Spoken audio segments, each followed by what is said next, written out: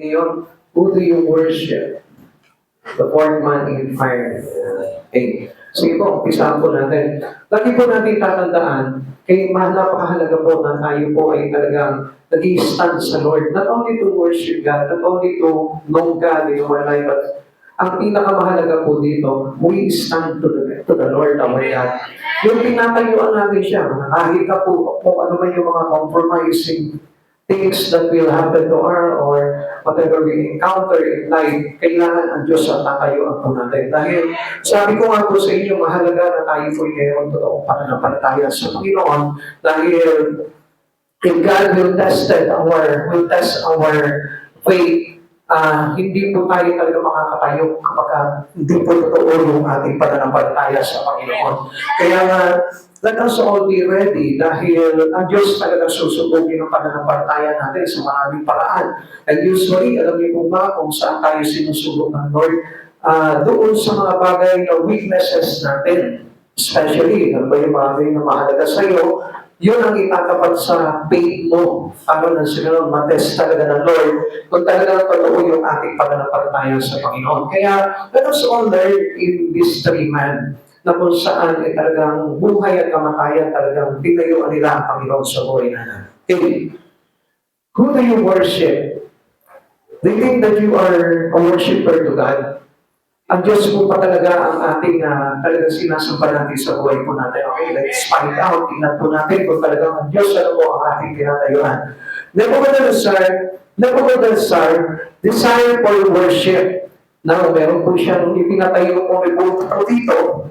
Yung remote ginto na kung saan gusto niya na dito po sumamba yung mga tao po doon. At gusto niya po na lahat na nasasakupan niya, yung ibang mga bansa, ay yung magpapatira pa dito, sandali po na marinig po nila yung mga pagtutog ng mga instrumento. Pride place king in a dangerous position. Alam niyo po kasi, kapag ang isang tao, there's no faith in God, they cannot know yet God in this life. Siya mismo yung gumagawa ng sarili niya Diyos sa buhay niya.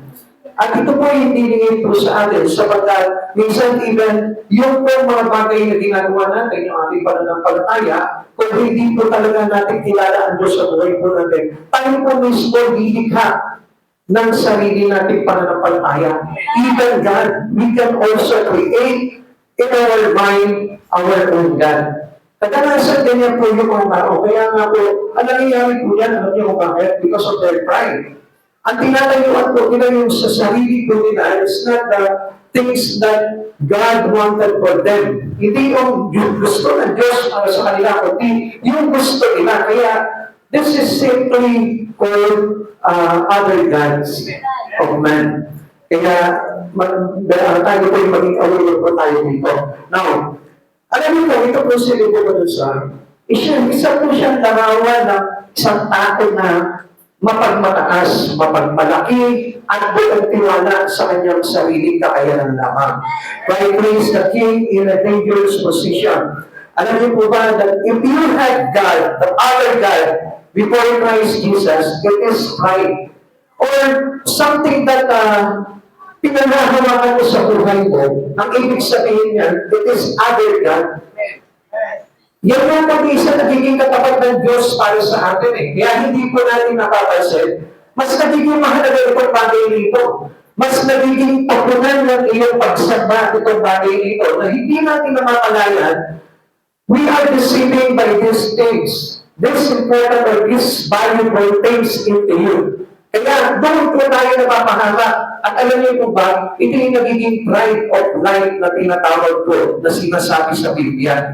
At yung pride na po yun po yung may kalakip na pagbagsak sa isang tao ang may tangan po nito. Sabi po ng Palikaan chapter 29 verse 23, ang magbabagsak sa tao ay ang kanyang kapalaluan. Ngunit ang kapagkumbaba ay magtatapon ng karangalan. It is arrogant to God. It is boastful to God. When somebody has this pride, alam niyo po ba na isang malaking kayabangan po ito sa Panginoon? Yung kapag meron ng ibang pinakahalagahan higit sa lahat sa buhay mo, na higit pa sa Diyos, ang tawag po dito is arrogant to God. Kayabangan sa harapan ng Panginoon. At alam niyo po ba, success can be achieved through humility. Nasa pagpapakumbaba po natin, mapatanggap po yung pagtatagumpay. Sapagkat ang totoo nagbibigay ng katagumpayan ay walang iba kundi ang Panginoon. Kasi alam niyo po, even yung success po natin, yung victory, minsan dinadaya po sa atin ang ating mga Diyos-Diyosan yan eh. Alam niyo kung bakit? Kasi our false God can offer us a false promise. False God nga eh, Diyos-Diyosan nga eh. So, ibig sabihin, lahat ng ibibigay sa inyo ito, even success, even victory, even life, it is false. Kaya nga kapag false God, yung sinasamba po natin, at hindi yung true God, lahat ng bagay na marireceive mo is false. So, ibig sabihin po nito, it is only a pride of life. Kaya tingnan po natin mahigap po yung bagay na po ito, no? Solomon's warnings about pride. Kaya po si Solomon po dito, pinaalalahanan po tayo kung gaano po talaga ka-dangerous ito po yung tinatawag na pride. Pride goes before a fall. Alam niyo po ba, kahit na po yung si Eva at Adan, sila po mismo, because of their pride, kasi gusto po nila na matapos sila bilang katulad ng Diyos. Gusto nila magkaroon sila ng sarili nilang kaalaman. Gusto nila mamuhay sila sa sarili. They wanted to live independently. Kahit na hindi sila nakadepende sa Panginoon, okay lang sa kanila. Yun po yung nailagay sa kanila, that was pride. Now, the king had a call in his future. At maging po itong hari na ito ay talagang ipinagsak din po ng Panginoon. Kaya nga ang tao ma-pride, alam niyo po ba, ang hahantungan po nito ay pagbagsak. Kapaluluhan ay nagbabagsak sa isang tao. What is this Nebuchadnezzar's great golden image? Ano po ba ibig sabihin itong itinayo po ng imahe nito si Nebuchadnezzar? Ano po ba yung itinayo niyang rebulto na yun? He demanded that everyone fall down and worship. Bakit pa inutusan niya ang lahat ng mga nasasakupan niya na magpapibaba po dito at sambahin?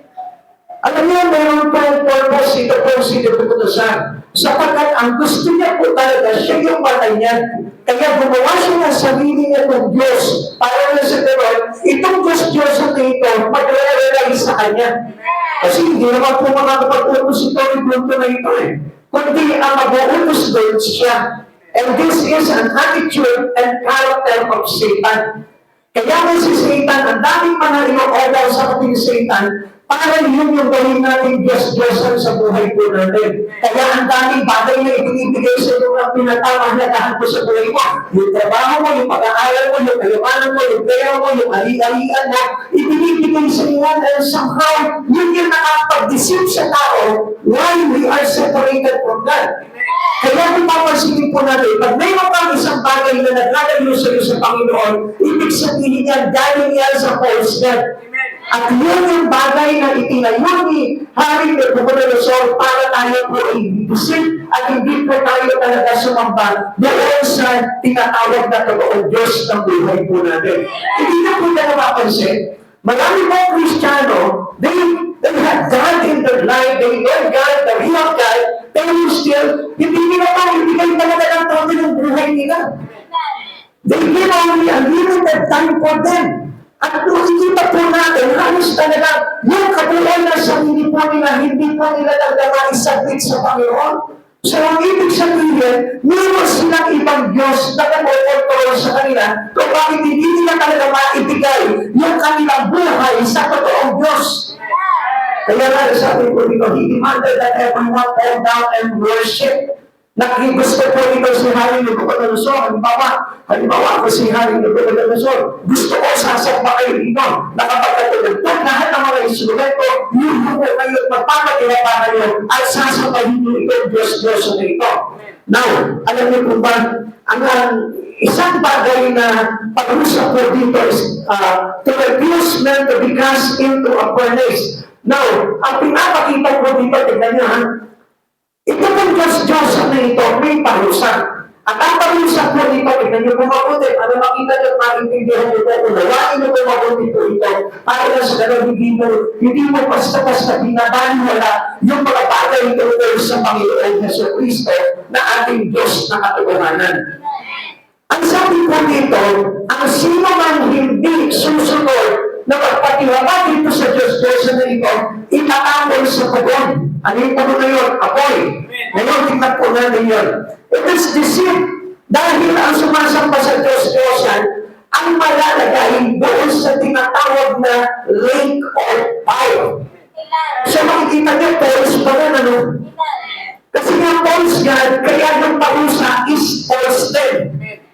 At alam niyo po ba, hindi ka pananatili doon sa pugon na yun, katulad ng ginawa ko nito si Shadrach, Meshach, Abednego, kapag ka tinayuan mo ang katotohanan sa buhay mo. Meaning, hindi ka mapupunta sa impyerno. Kaya anong ginawa ng Diyos? Sinamahan itong tatlo na ito doon sa pugon para hindi sila masunog. Which means, pinatunayan ng totoong Diyos na itong parusa na ito ay huwad sapagkat yung kanilang gustong sambahin ay huwad. So kung mapapansin po natin dito, lahat nakapasok na po yung Diyos. Kaya nga mga kapatid sa Panginoon, it is better to stand into our true God. Kailangan tayuan po natin ang totoong Diyos sa buhay po natin. Dahil alam niyo po, mayroon po tayong ibang Diyos sa ating buhay at gusto po natin mismo, pati yung mga kasama po natin, sumunod dito sa Diyos na ito. Tignan niyo po yung attitude ng isang tao. Ang attitude po ng isang tao na ito, kapag siya mayroon po siyang pride, gusto niya, itong mga kasama niya, nasasakupan niya, ay magpasailalim sa pride niya. Tama po ba? So, ibig sabihin po nito, recreate his own image. Gumagawa siya ng sarili niya, Diyos-Diyosan, para na sa ganon, ito yung may i-build up niya, itataas niya sa buhay ng lahat ng mga napapaligiran niya. Yan yung attitude ng sumasamba sa Diyos-Diyosan. Maaaring hindi po kayo sumasamba sa mga ribulto. Maaaring po, wala po kayo ng mga ribulto na katulad ng mga nakikita niyo sinasamba ng mga tao hindi talaga mananampalataya ni Kristo. Pero gusto ko po malaman po ninyo, hindi mo had pride na hindi ka natampa sa ilalim at hindi ka tumatayo sa ating Panginoong Jesucristo. It is pride and ang tawag ko doon ay Diyos-Diyosan mo. Kaya hindi mo mapapansin, halimbawa ako, may pamilya ko ako, nabigyan ko pala ng example.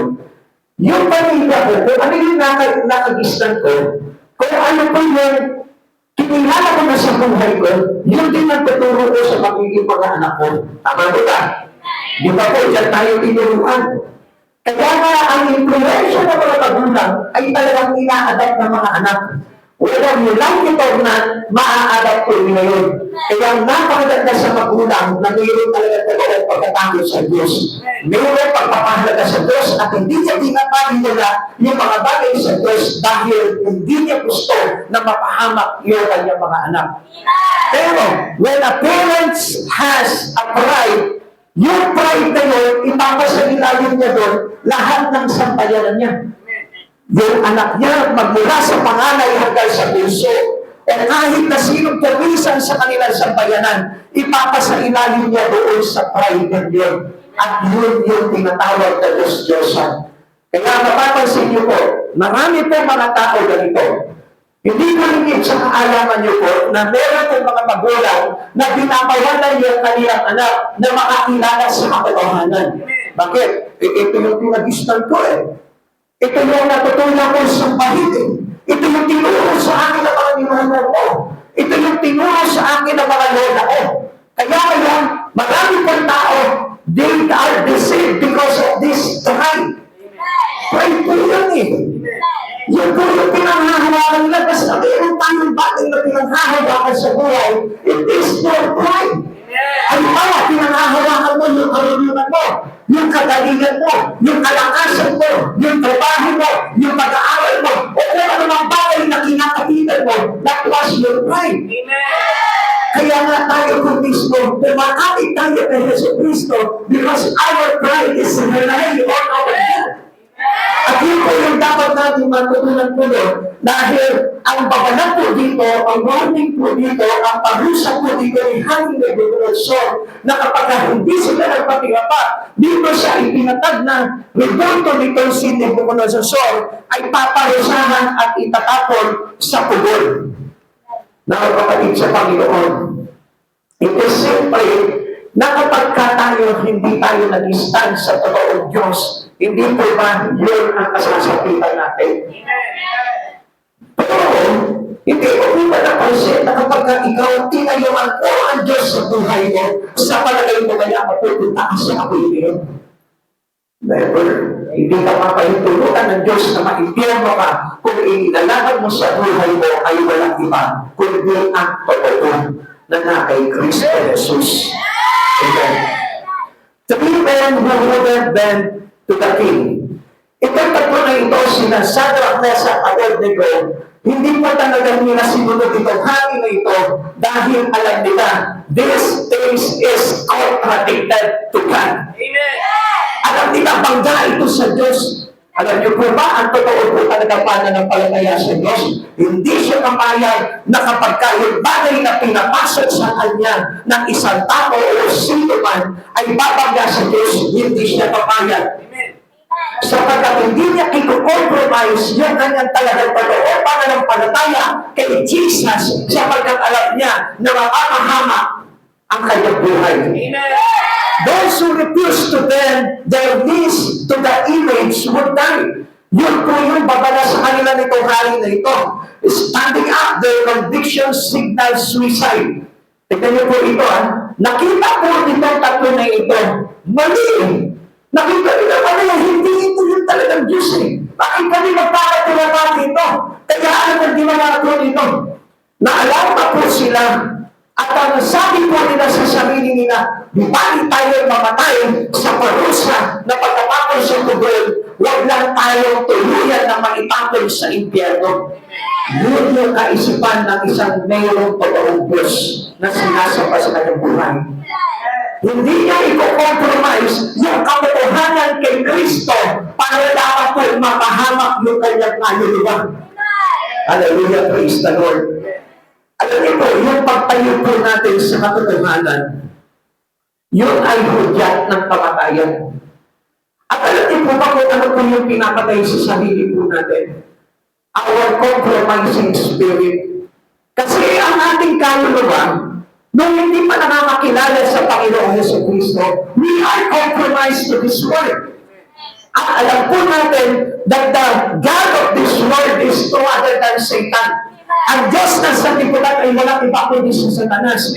Kaya nga kapag tayo hangin sa tatlong bagay, ibig sabihin yan kay Satanas tayo. The lust of lust, the lust of the pride of the lust of the flesh, the lust of the eyes, and the pride of life. Consider, yan yung patibong ni Satan sa buhay natin. At alam niyo ba, ito yung ginawa ni Nabucodonosor na dapat na sambahin ng mga tao sa paligid niya.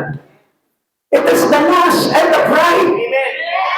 At alam niyo, mga kapatid sa Panginoon, tayo na bubuhay tayo bilang mananampalataya ng Jesucristo. We no longer are ignorant of the words of God. At alam na po dapat natin kung ano yung dapat natin tayo sa buhay natin. Wala kayong ibang dapat na ipagmalaki sa buhay natin kundi ang Panginoong Jesucristo. When you bend your knees to the golden image of this King, ano pong ibig sabihin po nito? You put Jesus under the feet of the King. Come on, people of God. Kayamanan mo lang ipapasailalim mo si Jesus. Pera mo lang sa bangko, ipapailalim mo si Jesus. Come on, gusto ko po na malaman po ninyo ito mga bagay nito. Nothing can hinder our worship to Jesus. Walang dapat na makakapaghadlang po sa ating pagsamba sa Diyos. Kaya nga po sabi ko nga po sa inyo, yung simpleng ulan, iniinda po natin eh. So who do you worship? Yung kapag busy ka, kapag may gagawin ka, binabaliwala natin yung pagsamba po natin sa Panginoon, which is wrong. And we put Jesus under the feet of this King. Tignan niyo mamaya, papakita ko po sa inyo kung nasan nila inilagay ito po yung totoong Diyos natin. Na kapag ikaw, Kristiyano, mayroon kang ibang pinanghahawakan at tinatayuan sa buhay mo. Hindi mo ba alam na si Jesus nandito lamang sa paa mo? Ulitin ko po sa inyo, pag meron kang ibang pinamahalagahan, sinusunod sa buhay mo, gusto ko manaman mo, si Jesus hindi natataas sa buhay mo, hindi nandito sa paa mo. Mamaya, pakita ko po sa inyo para makita nyo. Golden image is a symbol of power and authority. Minunula kayo na ang Diyos because the power and authority is belong to our God, to our Yahweh, to our Jesus. Eh bakit parang ikaw napaka-powerful mo at parang ikaw yung authority na ilalagay mo sa sarili mo? Come on, kapatid sa Panginoon, do not be the same. Wala tayo kapangyarihan. Wala tayo authority. And our authority is belong to our Christ Jesus. He is the one who gives us authority bilang mananampalataya niya. Kaya tingnan po natin. Observahan po natin baka nasa paamo lang si Jesus. Mananagot po talaga tayo niyan. Tingnan po natin mabuti yan. At pakita ko po sa inyo yung imahe nitong ginawa po ng Lord nito consider po ng sal. Para makita niyo po kung paano nila inilagay itong si Yahweh sa paanan lamang po. Tignan niyo po ito ha. Kaya ako yung pride ang ibig sabihin po yan. Yan po yung nalagay kay Jesus sa buhay mo, sa paanan mo. Kaya nga yung pride, galit na galit ang Panginoon po yan sa mga tao na pride. Bakit? Galit po yan. The golden image of the Nabucodonosor. Yung head is made of gold. Ang ibig sabihin yan, Kingdom of Babylon, which is the king is Nebuchadnezzar. Amen. Chest and arms of silver, gawa po sa silver. Ang ibig sabihin po yan, it is the kingdom of Medes and Persia. So yung karating po nila, yung kakamping bansa po nila. Belly and type of bronze, kingdom of ancient Greece. So, ibig sabihin po yan, hindi rin po mananampalataya ng Diyos yun, Yahweh. Legs of iron, kingdom of ancient Rome. So, ito po mga bansa na ito is not a believer of God. So, tignan po natin. Field of iron and clay, kingdom of restored Rome, yung kanilang ginulit po na dito sa Roma. And then, tignan niyo po ito, the crushing rock is the kingdom of God.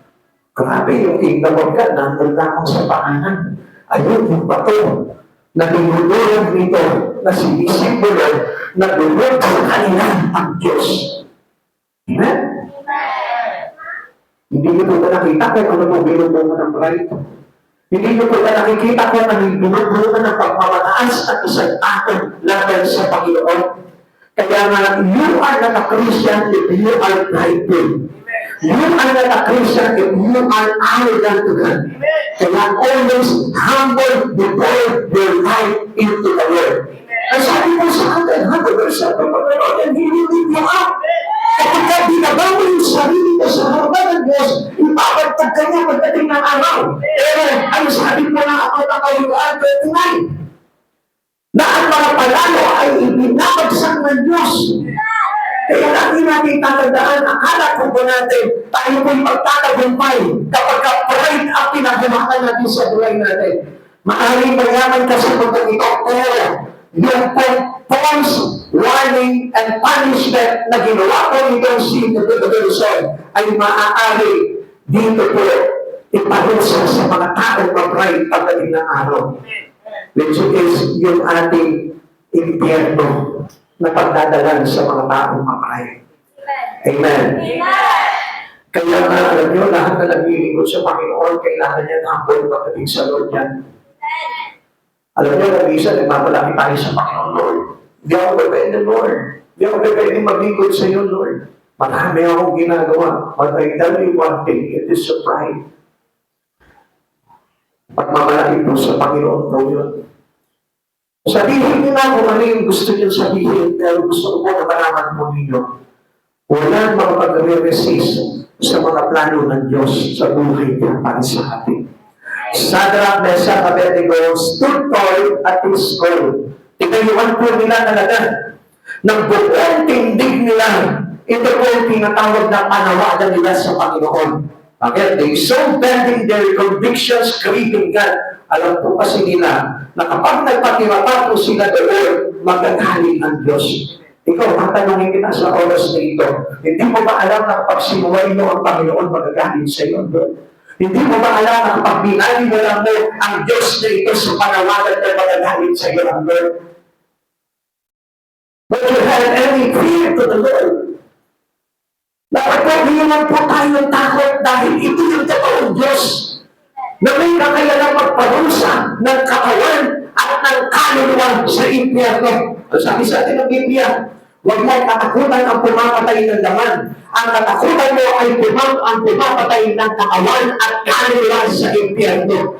Kapatid sa Panginoon, He can do it to you by God. Kapag ang Diyos ay nag-grip talaga dahil sa pagsuway ng tao, pagmamalaki ng tao sa Kanya, pwede siyang magaling at yung puot ng Diyos na yun, pwede paglagay sa iyo sa impyerno. Kaya nga si Pablo din mismo Paul would later warn against this. Nagbibigay din po ng pabala po ito kung si Pablo po dito. At ano po ba ito? Ephesians chapter 4 verse 13. At huwag na ninyo bitsaktan ang kalooban ng Espiritu Santo ng Diyos sapagkat siya ang tatag ng Diyos sa inyo. Ang katibayan na kayo'y tutubusin pagdating ng takdang araw. Ano sabi po sa atin dito? Ang tatak natin ay ang banal na Espiritu na katunayan na tayo'y tutubusin pagdating ng araw. Pero bakit? Ang tao laging ginagamit ang Diyos. Bakit ang tao laging sumay sa Diyos? At alam niyo po ba, na dapat nga po kapag tayo makasumay sa Panginoon, we must be humble before the King. Kailangan tayo nagpapatirapan sa harapan ng Panginoon at humihingi ng awa at habang para na sa gano'n hindi siya mabuot sa atin. Pero ano pinapakita ng tao? Kung minsan lumabag na tayo sa kalooban ng Panginoon, kung minsan tinalikuran na natin yung ating panawagan sa Panginoon, pero very prideful pa rin po tayo, nagpamalaki pa rin tayo, patuloy tayo lumalayo sa Panginoon. Ay dahil hindi natin kayang pigilan ang puot ng Diyos pagdating ng araw. Kaya nga, gusto ko po na malaman po ninyo, walang sino mga makakapagmalaki sa Panginoon sapagkat kapag bumuhos ang puot ng Diyos na ito, tuluyan na galing ang Diyos na ito, ang nasasapitan po natin yung lugar na pumapatay ng katawan at ng kaluluwa ng impyerno. Kaya nga, never compromise your calling to God. Dapat na lagi po tayo maging pasunurin sa Panginoon. So, asa baliman po tayo, pero ang Diyos ay nahahabag sa mga taong marunong magpakumbaba. Lagi natin tandaan yan. Gaano ka man kasama, pero pag nilatid mo ang buhay mo sa Lord, nagpatibaba ka sa Kanya, umiyak ka sa Kanya, inangin mo sa Kanya, na nagkamali ka sa Kanya, balay na harapan, ang Diyos madaling humamaan dahil. Ganun kabuti ang Diyos. Kaya naman natin susubukin ang Panginoon na dalhin siya sa pamamagitan ng ating pagmamalaki. How would we have reacted to this dangerous decision? Ikaw, paano ka mag-react dito? Kapatid, kung ang alam mo na makakalusot yung mga bagay na pagmamalaki natin sa Panginoon, hindi ka makakalusot dyan. Dahil napakabuti ng Panginoon sa buhay po natin ngayon. Pero pag dumating yung sugdunan at dumating tayo ng marap sa Panginoon, hindi natin kaya na harapin yung galit at puot ng Diyos. Kaya nga, ano po sabi po ng mga Israelita, nung natakot po sila dito kay Yahweh, sa bukod ni Yahweh, anong ginawa po nila? Sabi po nila sa Panginoon, Yahweh, tawagan mo na lang kami ng bundok. Sapagkat alam niyo po ba, ang galit ng Diyos, parang lumalabag na tubog. Di ba nang sino po dito makarinig ng last time, yung twice, makubulog ng napakalakas, na halos akala ko, impog na yung ating bundok. Hindi po ba kayo natakot doon?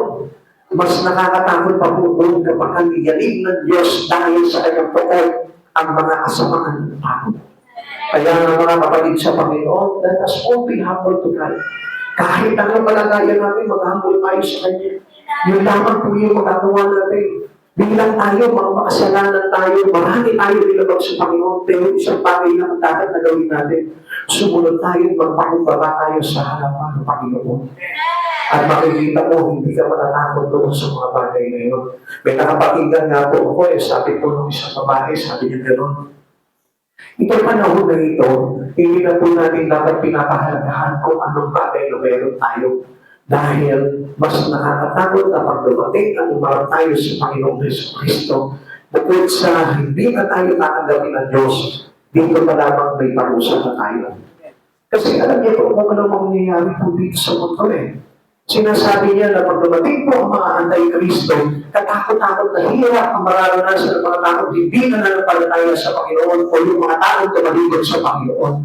Pero, tingnan niyo po niya na, pinarusahan ka na dito sa mundo nito, pagharap ka sa Panginoon, katakot-takot na pag-usapan ang aabutin mo sa impyerno.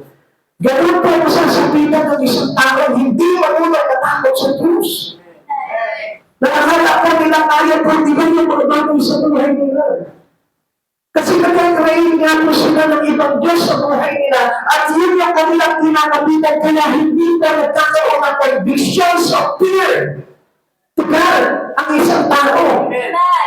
Alam niyo, kapag mayroong isang tao na mayroon siya kinakapitan sa buhay, talagang hindi po talaga ito makakakilala sa Panginoon. Pero kahit nalagay po, kahit na siya ay siya ng words of God, kung mayroong kinakapitan niya na isang bagay na pinapahalahan niya sa kanyang buhay, never na magkakaroon niya ng tinatawag na fear of convictions to God. Kaya nga yun, nakakatakot eh. Kaya nga mas maganda kasi bilang ang buhay mo, na mayroong nga bala na pagkatakot sa Panginoon, panginoon sa gano'n, yung babala ng Panginoon, dumating sa buhay mo, maaalam pa agad at madali mo maikakabig sa Panginoon yung buhay mo. Katawa, 3 men with wooden bound to the image. Ito yung tatlo na ito, tingnan po natin. Sometimes we compromise our decisions, the people surround us even though we know that they are wrong. Minsan ganun po tayo eh. Minsan dahil ayaw lang natin magaling sa ating itong tao, ito, compromise na tayo. Inaayunan na natin sila, pero hindi tayo natatakot na ang Diyos ay magaling po sa atin. Kaya nga napansin po ninyo, 3 tao na naman po ito, hindi nagpapira pa doon sa golden image na yun. 3 tao naman po ito nanindigan sa Panginoon. At lahat pinapakita ko dito that they are all adhered to the King of Babylons. Lahat na po takot. At alam niyo may sinisimulo po dito ni Nabucodonosor. Siya po si Satan at ito po ang golden image at ito po rebulto na ito na kanyang itinayo. Ito po yung simbolo ng karangyaan ng sanlibutan. Natatakot sila na baka hindi na sila magkaroon ng mga bagay nito. Kaya anong ginagawa nila? They are compromising to the king of the world, to the gods of this world. Kaya nga kapatid sa Panginoon, alam nyo, kung natatakot kayo na mawala ng mga bagay sa mundo ito, ibig sabihin niya, you are controlled by who? Satan. Sapagkat ang mga bagay dito sa sanlibutan na ito ay inari ni Satanas. Kaya yun din po yung ginagamit po sa atin para i-disipo tayo. At yun po yung tinatawag na rebulto na pinatayo po ni Nabucodonosor. Okay, tingnan pa po natin. Enemies of this unbending ones told the king. Tingnan nyo. Kasi pagka hindi ka compromise and you keep on standing before the Lord, mayroon ka talaga ng mga kalaban. Maglalabasan po talaga yung mga kalaban mo. Kaya nga, persecute ka niyan, uusigi ka niyan, paghihingi ka ng mga kasinungaling ka niyan, at kung ano-anong ibabato sa inyan, kasi gusto nila, they want to destroy this man of God dahil gusto nila ba ay parehas lang. Amen? Kaya sino po ito naging kawawan ka nila dito? These containers had been his advisors. Alam mo, ito po yung nakapagdali po itong takbo na ito eh. Palibahasa ko, nag-stand out po itong takbo ng mga kaibigan na ito doon sa ginawa kong pagpili ng mga mamumuno doon po sa kaharian nitong si Hari Nabucodonosor. Ito po yung mga tinalo niya. Dahil sa inggit, sila po mismo gusto nila destroy, iwasakin ito pong takbo na ito. Dahil nag-stand po, nakakuha po sila ng butas. At nakita po nila na ito po'y pagka doon sa utos ng hari. Now, the devoted ones saw a chance to get even. So, alam niyo, mga kapatid sa Panginoon, marami din po sa paligid ko natin yan. Na kapag halimbawa, isa, kapag nasa katotohanan ka, ang gusto nila ibagsak ka. Kapag tinatayuan mo Lord sa buhay mo, gusto nila ang masakit ka. Gusto nila na mawala rin yung pananampalataya mo sa Panginoon. Kaya nga, they can easily discourage you in the things in God. Sasabihin sa iyo, hindi naman ganyan eh. Dapat ganito na. Hindi naman ganyan. Dapat ganito na. Kasi ginawa-compromise mo nila, ito na lang na. Ito na pause na. At alam niyo po ba, our God is very strict. Pagdating po sa batas mo talaga na ibigay sa atin ng Panginoon, yung binabanat ng batas na yun, yun yung magdudulong talaga sa atin para mahawak po tayo. Kaya nga atin yung ito mismo, ang Diyos ang nag-iingat sa atin. Ang Diyos ang nagawa ng utos na yun. Pero ang Diyos din ang gumawa mo ng nagsakatupalan para sa atin. Ngayon, tingnan niyo po ito. Gagawa mo ngayon ang sarili mo Diyos. At yun yung susundin mo ngayon. Instead of stand to the truth, pero ang gagawin mo, instead of compromise mo sa isang maling pananampalataya, maling paniniwala, napapagaw lamang sa kagustuhan mo dito sa lupa. Kaman kapatid sa Panginoon, hindi mo alam ikaw na mismo nag-uwasak sa sarili mo. If you compromise your relations to God into a false God, I tell you, ikaw yung nag-uwasak ng buhay mo. At never na gagawin mo yung bagay niyo dahil ikaw din yung magiging kawawa pagdating ng araw. Tandaan niyo, mas masarap na tumatayo po tayo sa katotohanan na kahit ipagsak po tayo ng lahat ng tao sa paligid natin, bigyan mo naman tayo Diyos na lagi po natin kasama kapag tayo nalilibigan sa Kanya. Amen. Those who stand tall may be hated by all. Tatandaan po niya. Marami magagalit sa inyo, marami mag-iinis sa inyo, marami mag-chismis sa inyo, marami magsasalita sa inyo ng bawang mga kasinungalingan, at marami maninirang puri sa inyo. Lahat ng pangit sa buhay mo, uukati nila, hahanapin nila yan para lamang to destroy your image mo bilang isang tumatayo sa katotohanan. And that was Satan. It is the work of Satan. Siya po ay naparito upang magnakaw, pumatay at mangwasa. At yun ang gawain po ni Satan na hinihipan niya sa mga tao talaga na naghahari sa kanila ay pride.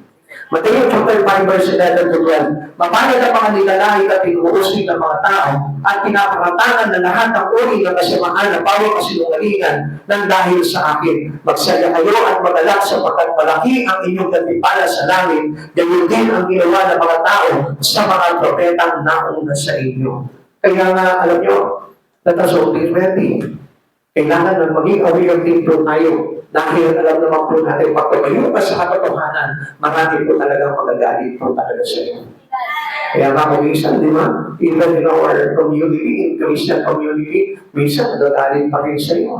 Although mananampalataya na yan, nagagalit pa rin sa iyo. Na kapag ka talagang ipinilin po talaga yung katotohanan kay Kristo, marami po talagang magagalit po sa iyo. Even your family. Pati yung iyong mga pamilya, magagalit po talaga sa inyo. If they are not the believers of true God, gusto ko na malaman yun, lahat ng mga ginagawa po natin sa katotohanan sa Panginoon, kaiinisan po nila yan.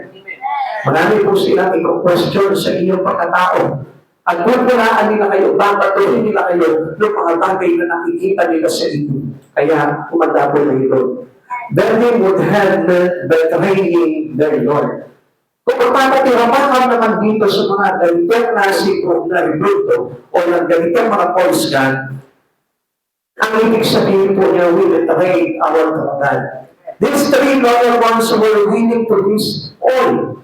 Ito po tatlo na ito, kahit na po magdusap po sila, talagang tinayuan po nila ang Panginoon sa buhay po nila. Minsan, alam niyo po, ito po, hindi naman po lahat, ano po, meron nga po, sa trabaho lang, pinagpapalitan Diyos.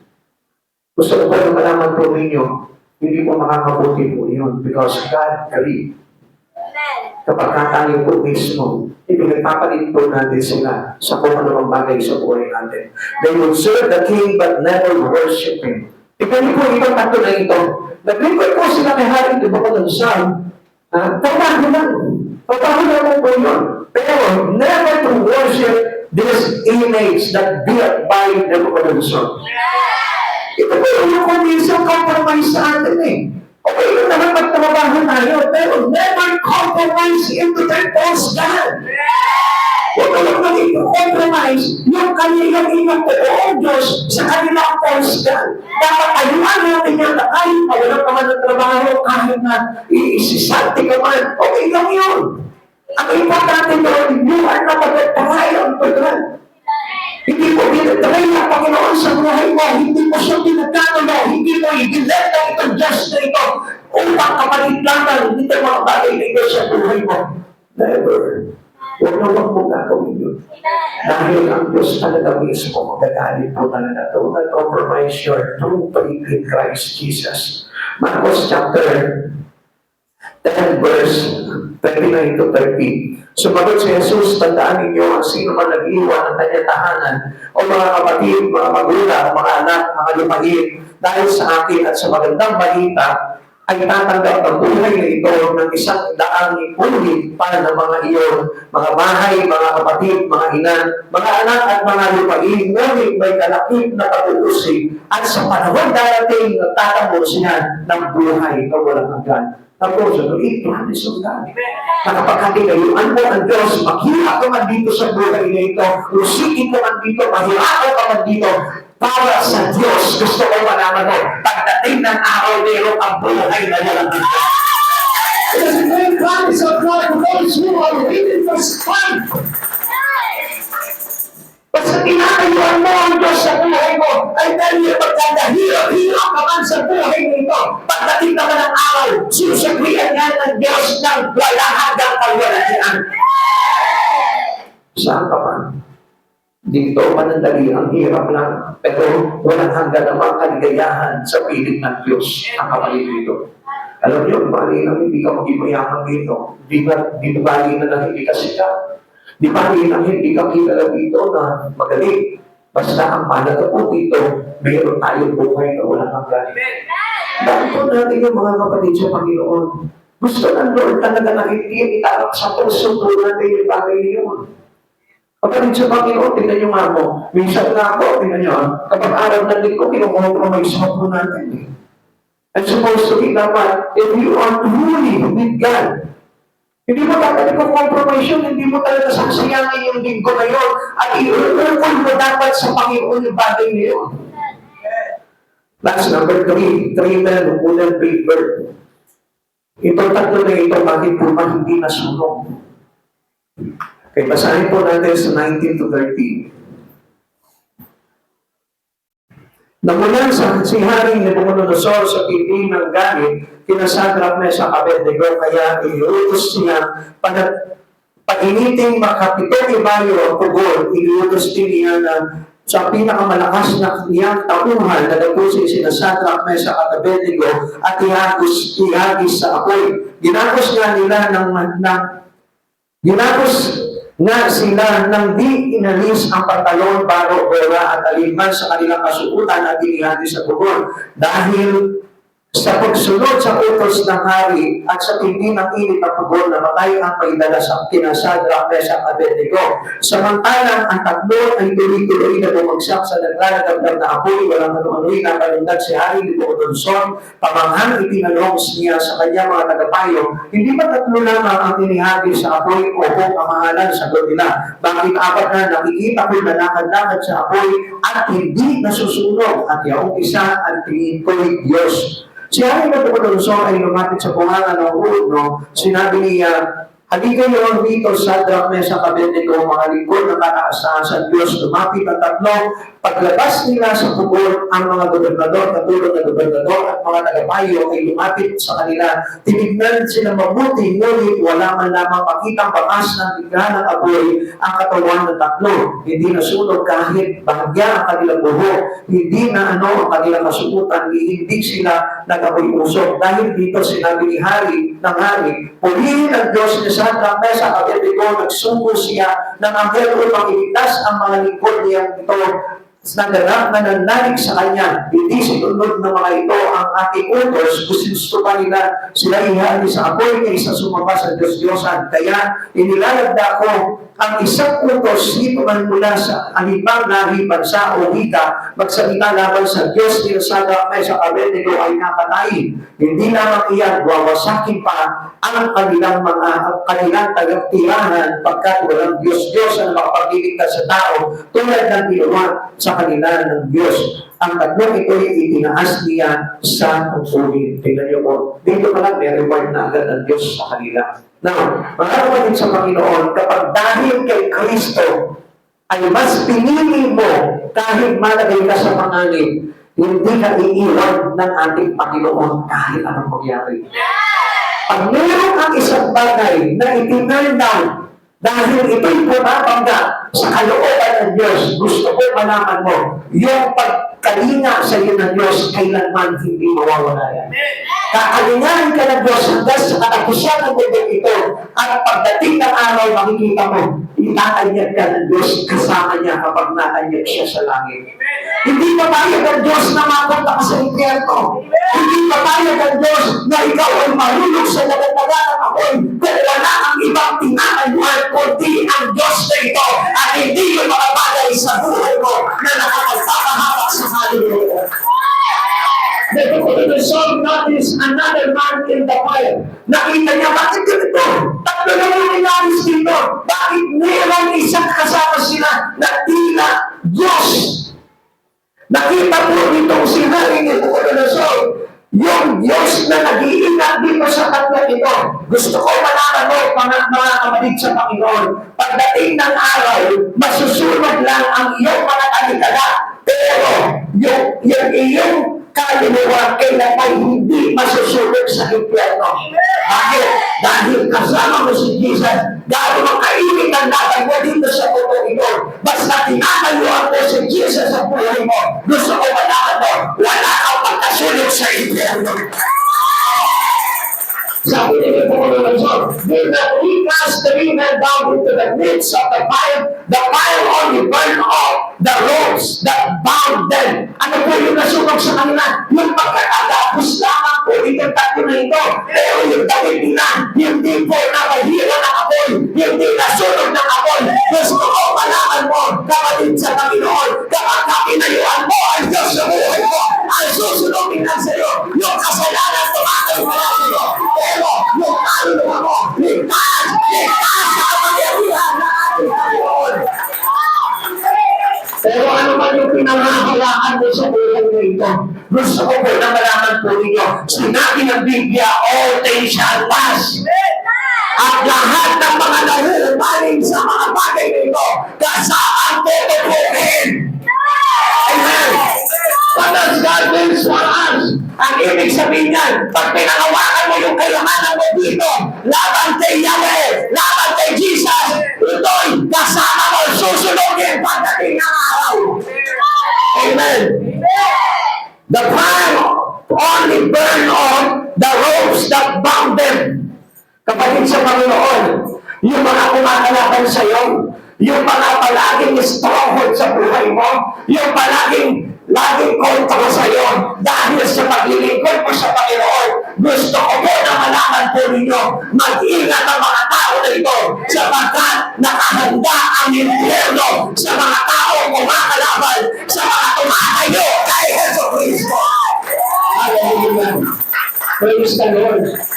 Ay sabi ng Lord, sa akin ang paghihiganti, ako ang magpaparusa sa kanila.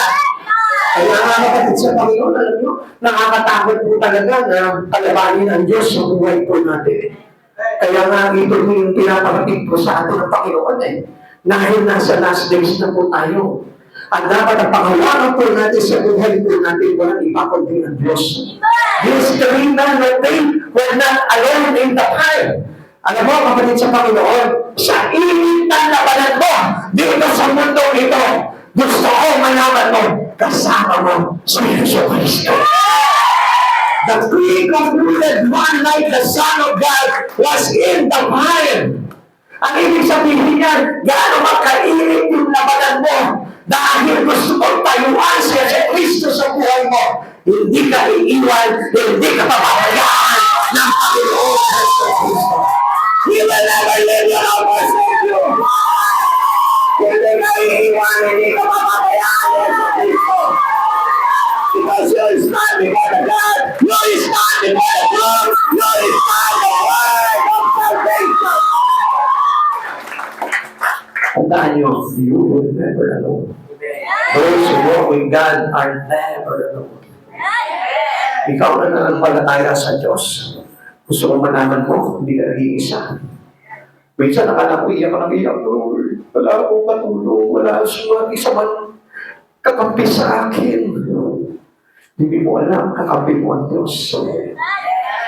Kapag tinatayuan mo, pinanghahawakan mo, kahit nahihirapan ka, kahit nasasaktan ka, tinatayuan mo pa rin ang Diyos at katotohanan sa buhay mo. You will never walk alone. Pero kapag pinanghawakan mo yung ibang bagay at hindi si Kristo, gusto ko malaman mo hindi ka sasamahan ng Diyos. Dahil lahat ng mga bagay na meron tayo, it will burn out. Susunugin at tutupukin ng Diyos. At kapag pinanghawakan mo yun, kasama ka.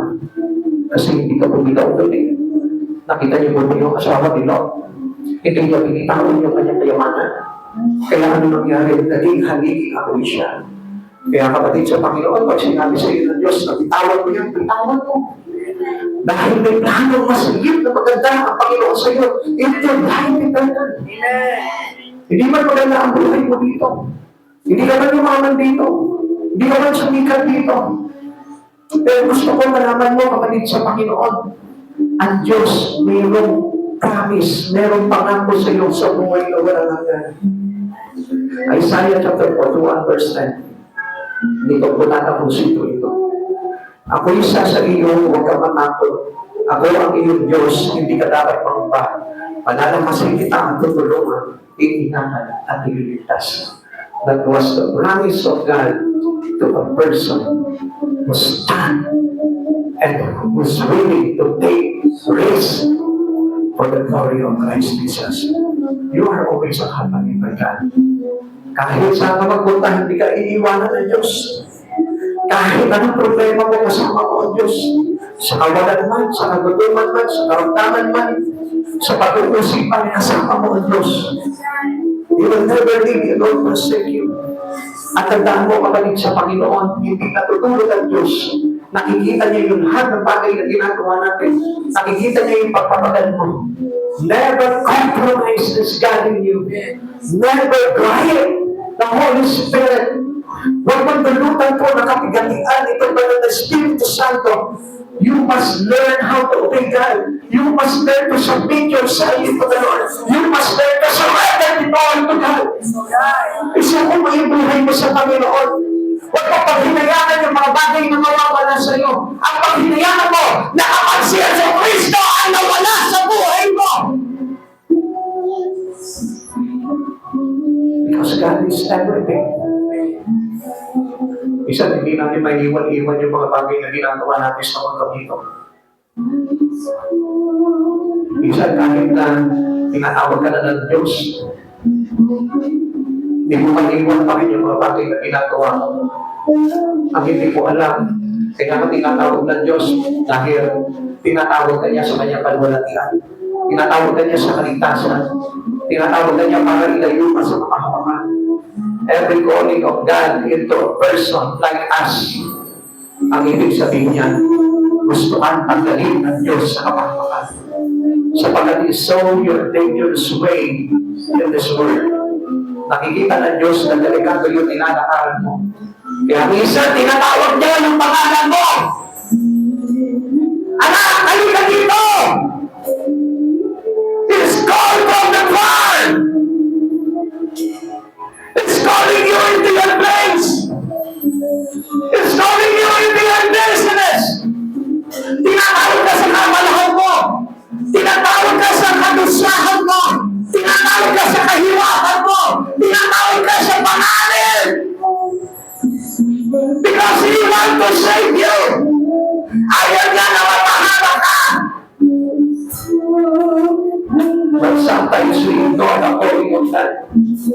Akala natin mahirap mag-ikot sa Panginoon. Pero ang hindi nyo alam, rewarded every service to God. Lahat ng bagay na ginagawa natin sa Panginoon, sabi niya, hindi masasayang ang lahat ng pagpapagal. Ilang beses ka ng tinawag ng Panginoon, but you still keep on compromising His calling. Ilang beses ka na pinababalik ng Lord, but you still standing with your pride.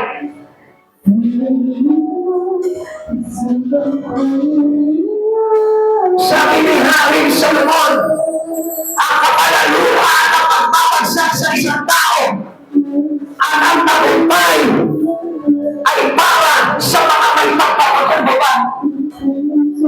Kapit sa Panginoon, pinapakita na sa atin ng Diyos ang kasasapitan ng mga tao nagpapalaki sa Kanya. At huwag mo sabihin na babago ang salita ng Diyos.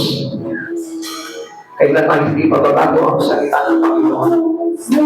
Kaya sa oras na ito kapatid sa Panginoon, listen to His calling. Yung panawagan ng Diyos na yun, kung bakit nandito ka ngayon, tinatawag ka para iligtas ka.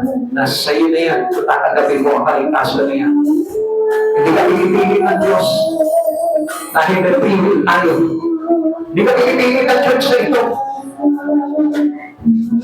Dahil ikaw mismo gusto ng Lord that you decide not to compromise your salvation into other things that will put you into the furnace.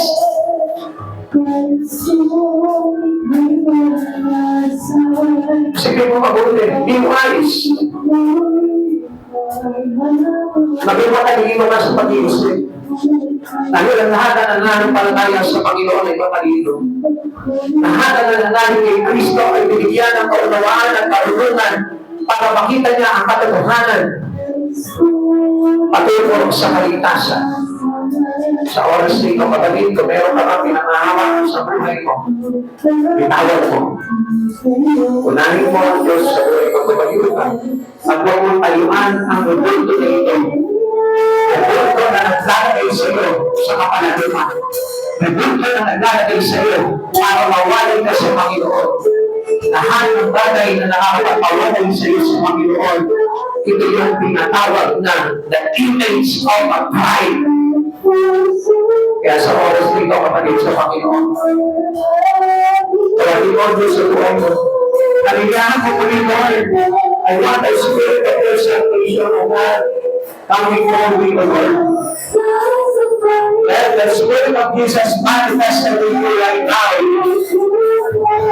At sa pangalan ng Jesus, we will break the spirit of pride among the servant of the Lord, among the children of God.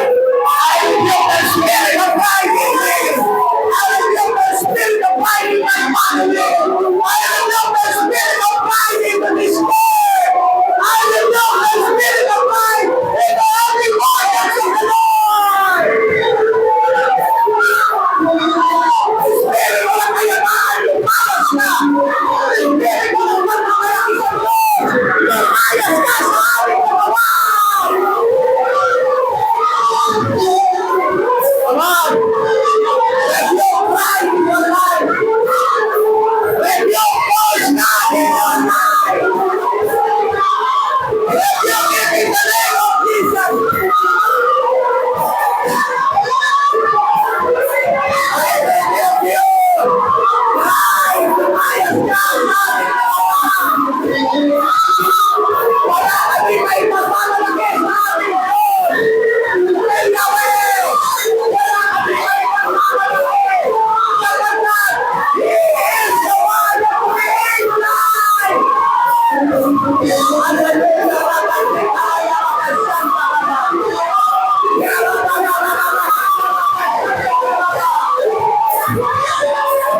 Get the light out!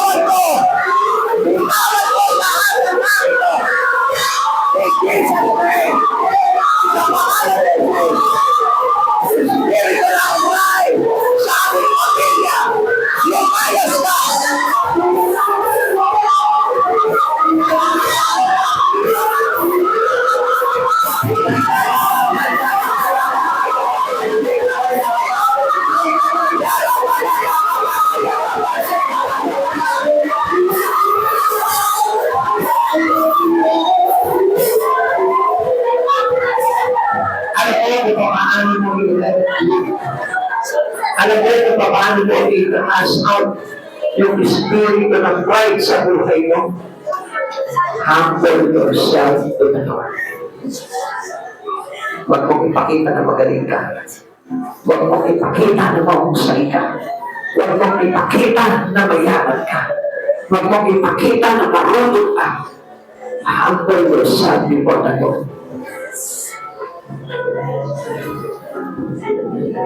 Ang pag-iuwi ay kay Yahweh at hindi sa mga Diyos-Diyosan.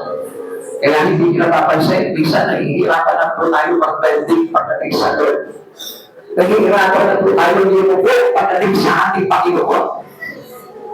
Nahihirapan na po tayo magpatirapa pagdating sa Lord. Kasi may pinakakawaan tayo ay gagawa sa bahay.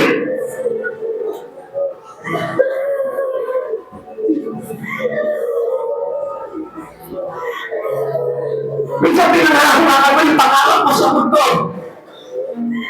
Kahit sumasagasa ka sa Panginoon, sige ka pa rin. You take a risk. Ito daw, part of conversion. Minsan isinusudan natin ang ating kaluluwa sa balugtod na pamabuhay na maglalagay sa atin sa kapahamakan. Rather than to bow our knees into the Lord. Minsan gusto mo lang, pangarap mo lang yumaman. Pero hindi mo pinatawag na kalugdan ng Diyos. Ang gusto ng Diyos kahit na hindi ka yumaman.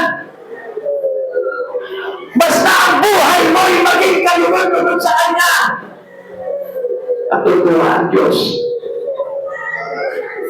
Never compromise God into other things. God telling you right now, huwag mong ipagpapalit ang Diyos kahit na sa anong bagay. Sapagkat ang Diyos ang kailangan ng tao at wala ng iba. Because no one comes to the Father except through. Walang sino man makakapasok sa kaharian ng Diyos kundi sa pamamagitan lamang ng ating Panginoong Jesucristo. Jesus Christ is the example of a humble God. Siya mismo kapagpatubag ang Diyos. Siya mismo hindi siya lumabad sa Ama. Siya mismo sumunod sa kalooban ng Ama. Siya mismo pinakita niya na siya ay ipinanganak sa sabsaban. May payak na pamumuhay. Samantalang tayo, mga Kristiyano na tayo, mananampalataya ni Kristo, isinusumpa pa natin yung nalagayan natin. Sabi mo, Lord, bakit ako mahirap? Lord, bakit ako nakatiwalakan sa ganito? Alam mo ba si Jesus? It's the picture of a humble person that we need to imitate. Nagagalit ka sa buhay mo, bakit hindi tayo mayaman? Nagagalit ka sa buhay mo, bakit hindi ako sosyal? But you even know that God teaching you to be humble. Alam mo kung bakit may mga problema ka? Mga banak, magpugay ako na lang to.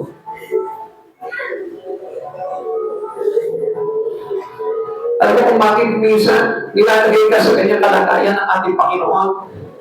Kasi tinutulungan ka ng Diyos na magkampon. Even ito may family. Kung bakit minsan kinatapos ka kayo? Because God wants us to be contented.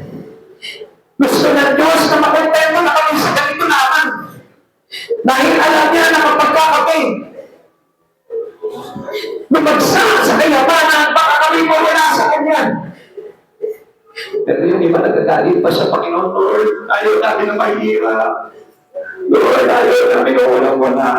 Ayaw namin na inahapi kami ng aming mga kapitbahay. Gusto ko malaman mo, God set an example of humble life. Isa naiingit ka sa kapitbahay mo, bakit sila may mga kotse, bakit sila meron sila magagandang bahay, bakit kami mukhang lang hindi namin mapagawa? Kasi gusto ng Diyos na magpapagpapala sa Kanya. Kasi gusto ng Diyos na ito magtiwala ka sa Kanya. Kasi gusto ng Diyos na ito na mabuhay na accordingly sa pamamagitan niya at hindi sa pamamagitan ng mundo nito. Come on. Open up your mind. Kaano kahalaga sa iyo ang Panginoon sa oras dito? Makinig po kayo.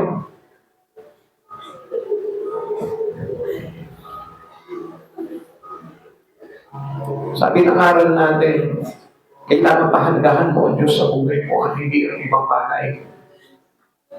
Sabi ng Lord, ang sino mapag-iwan ng kanyang tahanan, ama, ina, kapatid, anak, ari-arian, alang-alang sa akin at sa mabuting balita ay tatanggap ng makasandaang ibayong pagpapala at buhay na walang hanggan. At ano ba ito mga nabanggit na ito? Ito yung bagay na pinahahalagahan ng tao laban sa Diyos. Kaya nga, minsan nagagalit na ang Diyos sa tao. Sa oras na ito, kapatid, kung naging ganun ka man sa Kanya, bakit hindi mo magsisihan ang lahat ng bagay na ito, malubali ka sa Panginoon? Anak, learn to humble to God. Yumuko ka sa Panginoon.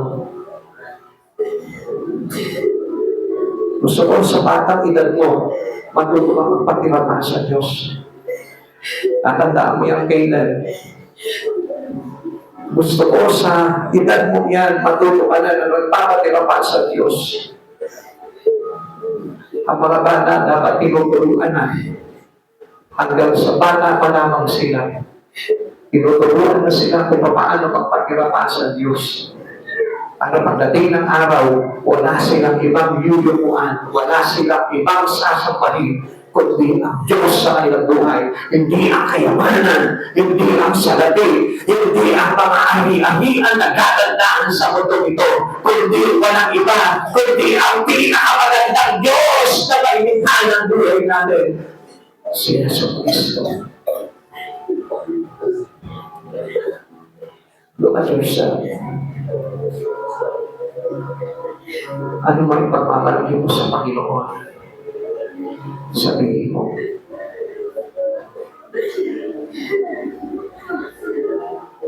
Hanggang sa oras na ito, ang Diyos pa rin na nakikiusap na matutunan mo na maghapon sa Kanya.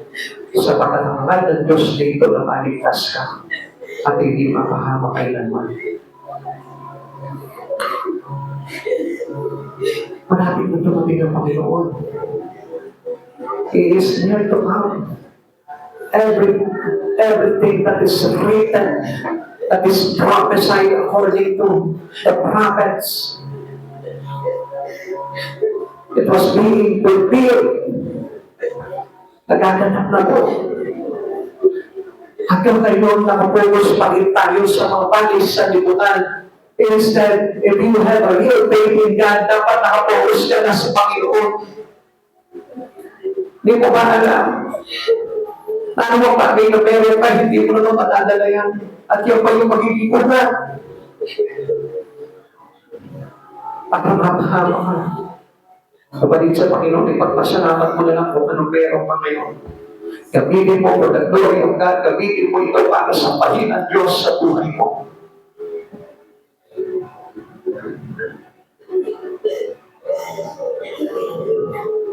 Siguro sa oras dito, ang Diyos nakikiusap sa bawat isa sa atin.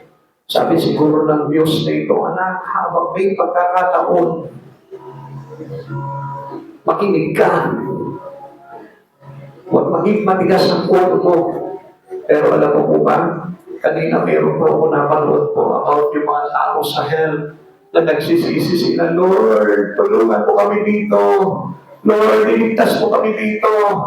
Lord, bakit kita binaliwala sa buhay ko? Kinilabutan po ako.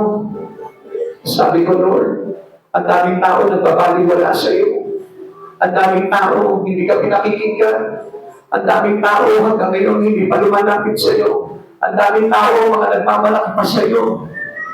Paano na kapag nandun na sila, Lord? Sino pa ang mag-aalis sa kanila doon? Sino pa ang magtatanggal sa kanila doon? Kahuli-hulihan. Nung video na pinanood ko yun, nagsabi sa kanila ng Panginoon, binalaan ko na kayo noong unang panahon pa. Subalit sinubok niyo ako. Naghimagsik kayo sa akin at hindi kayo nanumbalik at nagpakababa sa aking mga utos. People destroy because of lack of knowledge dahil sa kawalan ng pagpapahalaga sa mga aral ng Diyos. Kapatid sa Panginoon, huwag mong hintayin na mawasan ka ng mga bagay na pinanghahawakan mo lamang dito sa mundo ito. Ang hawakan mo sa Yeso Kristo, maliligtas ka. Those who call upon the name of the Lord will be saved. At ang sino ang manatiling tapat hanggang wakas ay maliligtas. Only for Christ Jesus. Ibigay mo yung buhay mo sa Panginoon. Let us pray to God. Ang maraming Diyos, patuloy po kami, Panginoon, nagpapasalamat sa oras nito, Lord. Sapagkat ikaw pa rin yung Diyos, nagpapaalala at nagsasabi sa amin, Panginoon, na mahalaga ang kaligtasan. Mahalaga ang hindi papahamak, Lord. Mahalaga ang nasa iyo, Panginoon Jesus. Pinakita mo sa amin ang mga bagay nito, Lord. At dahil sa aming pagtalikod sa iyo, Panginoon, kung bakit napahamak ang mga mayungan, subalit pinakita mo sa aral na ito, Lord, yung tatlong magkakaibigan na tumayo hanggang sa kamatayan, Panginoon, Lord, iniligtas mo at hindi mo hinayang papahamak. Panginoon, your message for today, O God, ay nagsasabi sa amin na tayo ang kanaling Panginoon hanggang wakas upang kami ay maligtas, O God. Panginoon, tulungan mo kami na hindi kami magpahalaga sa anumang bagay, Panginoon, na ino-order sa atin ng kahawan. Maaaring mapang-akit sa aming mga mata, mapang-akit sa aming laman, at nakapagbibigay sa amin ng kalayawan. Panginoon, subalit, tulungan mo po kami na i-resist ang mga bagay nito, Lord, at i-grab namin yung opportunity na mga tinuturo mo sa amin upang kami, Panginoon, ay hindi mapahamak pagdating ng araw. Panginoon, nagpapasalamat po kami sa bawat araw mo, Panginoon, na huwag maunawaan namin ang mga bagay na ito, Lord, sapagkat iisa lamang naman, Panginoon, ang nais mo para sa iyong mga anak. Ang kaming Panginoon ay maligtas at hindi mapahamak, O God. Agad ko, Panginoon, ang kaligtasan ng lahat, O Lord. Agad ko, Panginoon, ang pagbabago ng bawat isa sa amin, O Lord. Agad ko, Panginoon, ang pagsunod at pagpapakubaba namin sa iyo, O God. Tulungan mo po kami, Panginoon, na magawa namin ang mga bagay nito, Lord. Upang sa Lord, walang isa man sa atin sa lugar na ito, Lord, ang mapapahamak, O God. Sapagkat, I pray to your mighty name, O Lord, na iniligtas mo ang sino man lumalapit sa iyo. Na iniligtas mo ang sino man tumatalikod sa lahat ng bagay upang ikaw ang Diyos na piliin nila sa kanilang buhay, O God. Panginoon, at sa oras nito, Lord, Lord, we give our life into you, O God. Tulungan na ito kami, O God. Help us, O Lord, to stand before you, Lord Jesus. Help us, O Lord, to keep you in our heart, O God. Lord, pag ito kami hayaan na maakit sa ilang bagay, Lord. Sa iyo lamang kami maakit. Sa iyo lamang kami mahumaling, Panginoon. Sapagkat ikaw ang Diyos na hari magpakailanman. At ikaw ang Diyos na nagliligtas sa aming mga kaluluwa, Lord. Salamat, O God, sapagkat ikaw ang Diyos, Panginoon, na patuloy na nagpapaalala sa amin, O God. Lord, tutulungan mo po kami na mapili ka namin sa aming buhay, O God.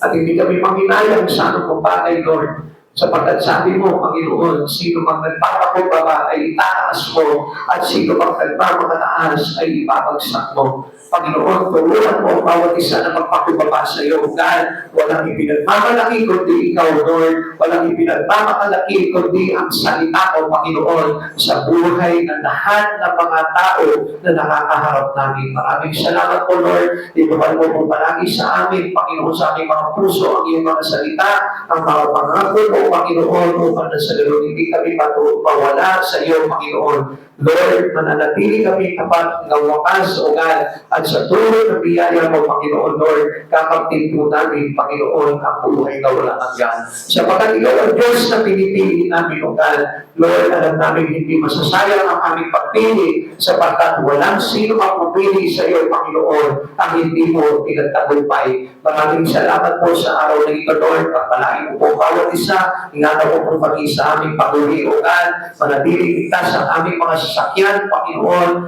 at lahat, Panginoon, ay maluwalhating makakauwi ng payapa, dala ay kagalangan at biyaya na nagmumula sa iyong banal na pangalan, Panginoon Jesus. Maraming salamat po. Balutin niyo po kami ng iyong banal na tuloy, Panginoon.